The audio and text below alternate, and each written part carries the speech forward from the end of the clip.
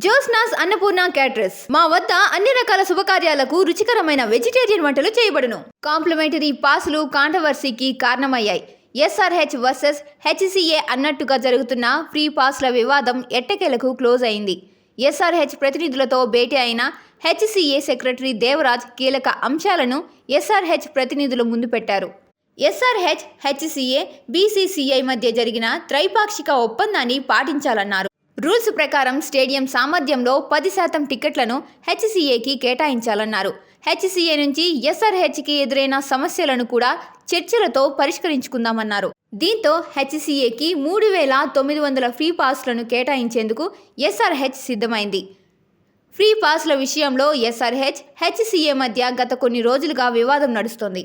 HCA మీద BCCI, IPL governing కౌన్సిల్తో పాటు తెలంగాణ ప్రభుత్వానికి కూడా ఫిర్యాదు చేసింది ఎస్ఆర్హెచ్ యాజమాన్యం. ఉచిత పాస్ల కోసం వేధిస్తున్నారు, బెదిరింపులకు దిగుతున్నారు, అంతేకాదు బ్లాక్మెయిల్ కూడా చేస్తున్నారంటూ హెచ్సిఏ ప్రెసిడెంట్ జగన్మోహన్ రావుపై ఫిర్యాదు చేసింది ఎస్ఆర్హెచ్. టికెట్స్ విషయంలో ఇలానే వేధింపులకు గురి చేస్తే హైదరాబాద్ వీడి మరో రాష్ట్రాన్ని హోమ్ గ్రౌండ్గా ఎంచుకుంటామంటూ ఆగ్రహం వ్యక్తం చేసింది.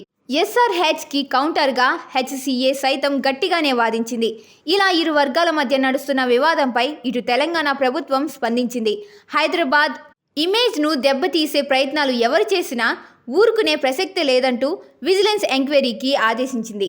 అలా విజిలెన్స్ ఎంక్వైరీ నడుస్తుండగానే చర్చించుకుందాం రండి అంటూ హెచ్సిఏకి ఎస్ఆర్హెచ్ మెయిల్ పంపడం, ఇరు వర్గాల ప్రతినిధులు కూర్చొని మాట్లాడుకోవడంతో వివాదానికి ఎండ్ కార్డ్ పడింది.